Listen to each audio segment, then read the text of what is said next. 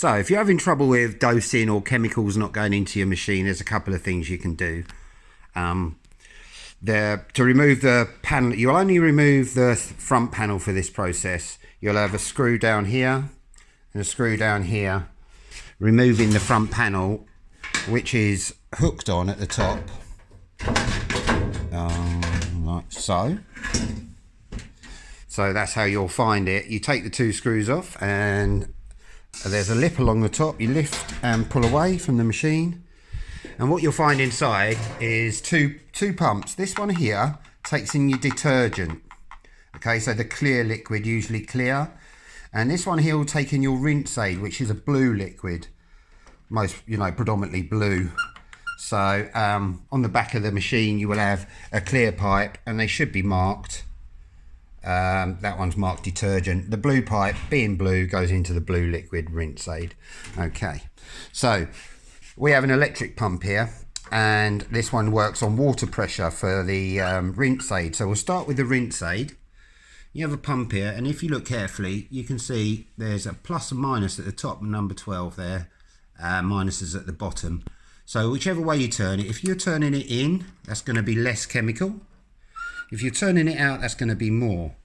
Now, to initially prime the pump, which means bringing the chemical into the machine, you can either use your finger and push on this, but what I like to do is put a screwdriver in place and push 3 times. If it's brand new machine, you may want to do it 5, and that will drag in the chemical from the bottle, priming the machine. And then I like to sort of bring the chemical dose in. You put that about flat with the outside there, the outside ring. That should be enough.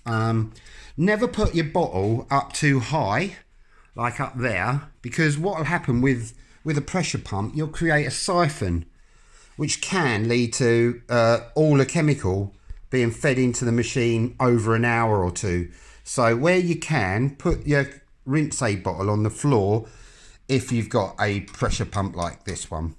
So we've covered the rinse aid. Now we're going to move on to the detergent. Now up in this top corner you'll see there's a little adjuster. Okay, now the best time to do this is when the machine is filling up. So if you turn the machine on, you'll notice that this pump will start to turn. So I think I've got it off at the moment. So if I turn it left, that's off, and the more I turn it, the more circular motion dragging the chemical in the pump will do. So that is full on.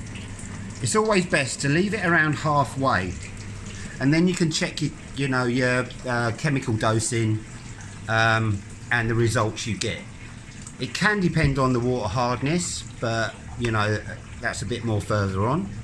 So another thing to check is your pipes.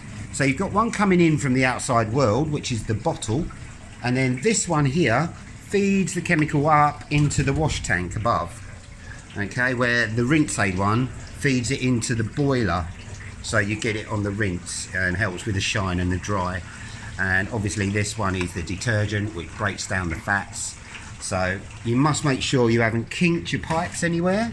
No kinking, like it's been squashed or put under the machine by mistake, or squashed like that. All them things will stop your chemical dosing into the machine. So you have your rinse aid, you have your detergent pump, and I hope that's helpful for you guys.